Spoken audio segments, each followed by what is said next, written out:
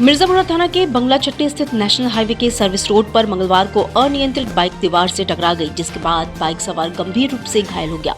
ग्रामीणों के सहयोग से उसे अस्पताल पहुंचाया गया, लेकिन चिकित्सकों ने उसे मृत घोषित कर दिया। मिर्जापुर क्षेत्र के मनकैया गांव निवासी विकास पटेल रानी चट्टी स्थित गिट्टी बालू के दुकान से रात में कहीं जा रहा था। नेशनल हाईवे के सर्विस लेन पर बाइक अचानक अनियंत्रित होकर दीवार से टकरा गई। भेलपुर थाना अंतर्गत तुलसी घाट पर मंगलवार को नहाते समय एक युवक की डूबने से मौत हो गई, जिसके बाद हड़कंप मच गया। सूचना पर एनडीआरएफ की टीम ने कड़ी मशक्कत के बाद युवक के शव को बाहर निकाला। पुलिस ने शव का पंचनामा कर पोस्टमार्टम के लिए भेजा और परिजनों को सूचित किया। मृतक युवक पवन द्विवेदी देवरिया के रामपुर गाँव का रहने वाला बताया जा रहा है। जमीन संबंधी विवाद को लेकर मारपीट व लूटपाट करने वाले मामले में 9 नामजद समेत 6 अज्ञात के खिलाफ मुकदमा दर्ज करने का आदेश कोर्ट ने दिया है। विशेष न्यायाधीश अनिल कुमार पंचम ने अदालत ने अपने भीष्मपुर निवासी शिव कुमार की याचिका पर सुनवाई के बाद कपसेटी थाना अध्यक्ष को दिया। प्रकरण के अनुसार शिव कुमार ने अपने अधिवक्ता विकास सिंह के जरिए अदालत में दंड प्रक्रिया संहिता की धारा 156(3) के तहत प्रार्थना पत्र दिया था। IIT BHU ने QS वर्ल्ड यूनिवर्सिटी रैंकिंग 2025 में 531वां स्थान प्राप्त करके एक उल्लेखनीय उपलब्धि हासिल की है। QS मूल्यांकन 9 प्रमुख मानकों के आधार पर संस्थानों का मूल्यांकन करती है, जिसमें शैक्षणिक और नियोक्ता प्रतिष्ठा, छात्र अनुपात, अंतर्राष्ट्रीय संकाय और देश के प्रौद्योगिकी संस्थान स्तर पर 8वीं रैंक को प्राप्त किया है। जनपद में यदि किसी बच्चे को 1 साल के अंदर पेटा की एक भी खुराक नहीं लगी है तो उसके परिजनों को सावधान और सतर्क होने की आवश्यकता है। राष्ट्रीय नियमित टीकाकरण कार्यक्रम के अंतर्गत जनपद के शहरी क्षेत्र में जल्द ही 0 डोजर कार्यक्रम शुरू होगा। इसके तहत नवजात शिशु को 1.5 माह पर पेंटा की पहली खुराक 100% बच्चों को लगाई जाएगी। इसके साथ ही 10वें सप्ताह पर दूसरी और 14वें सप्ताह पर तीसरी डोज पर भी विशेष जोर दिया जाएगा। महात्मा गांधी काशी विद्यापीठ के ललित कला विभाग में 1 माह की ग्रीष्मकालीन कार्यशाला की शुरुआत की गई। इस कार्यशाला में दूर दूर से छात्राएं आकर अपने हुनर को नया आयाम दे रही हैं। प्रोफेसर सुनील विश्वकर्मा ने बताया कि ये कार्यशाला प्रत्येक वर्ष ग्रीष्म ऋतु में शुरू की जाती है। इसमें आगे पर्यावरण संरक्षण के लिए पौधारोपण भी किया जाएगा। प्रतिभा को और निखार सके, इसके लिए हम लोग कार्यशाला प्रारंभ करते हैं और 1 महीने का कार्यशाला हम लोग ललित कला विभाग में चलाते हैं। इस बार 5 जून से 5 जुलाई तक ये कार्यशाला चलेगी और आज बहुत ही अच्छा दिन है, विश्व पर्यावरण दिवस है और आज के दिन ही हम लोग कार्यशाला का उद्घाटन किए हैं। और हमारे कार्यशाला में बहुत दूर दूर से बच्चे पांडेपुर और उससे आगे जो घनश्याम PG कॉलेज है उधर जीवनदीप की तरफ से, भोजूवीर की तरफ से भी बच्चे बहुत आ रहे हैं। पूरे बनारस से चारों ओर से बच्चे यहाँ उपस्थित हैं और आज का विषय भी हमने चित्रकला का पर्यावरण ही दिया है, जिसमें बच्चों ने अपने अपने तुलिका से, अपने पेंसिल से पर्यावरण को उकेरा है।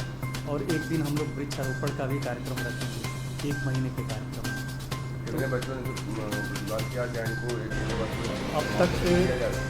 तक 40 बच्चों ने रजिस्ट्रेशन कराया है और पूरे 1 महीने के वर्कशॉप का उनको प्रमाण पत्र दिया जाएगा।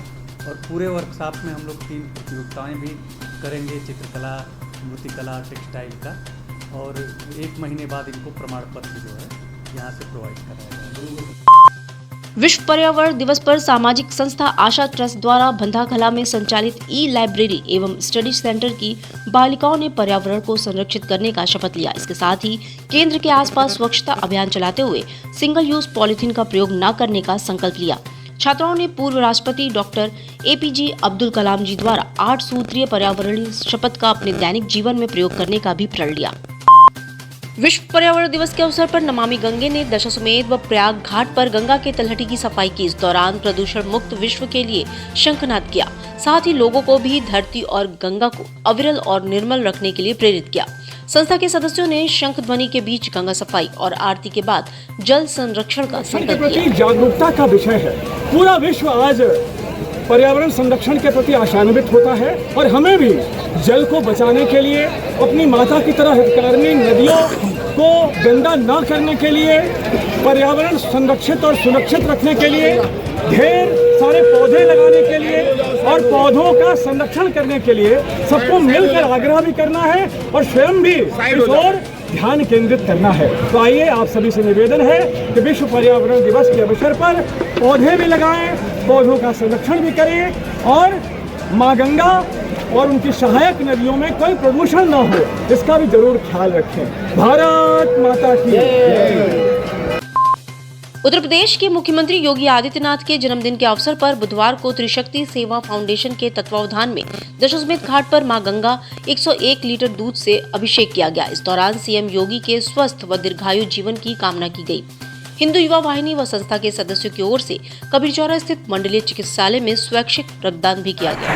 साथ ही साथ इसके बाद आज कई विविध कार्यक्रम हिंदू वाहिनी के द्वारा किया जा रहा है। आज बिजली भी चढ़ाया है आप लोगों ने जी, और क्या बिजली के बाद यहाँ पे हम लोग कबीरचौरा अस्पताल में बृहद स्वैच्छिक रक्तदान शिविर का कार्यक्रम है। हर साल हिंदू वाहिनी बहुत ही धूमधाम से अपने पूज्य महाराज जी का जन्मदिन मनाता है जो है, और आज इसके बाद करीब 300 के ऊपर रक्तदाताओं के द्वारा जो है स्वैच्छिक रक्तदान किया जाए कबीरचौरा महिला चिकित्सालय।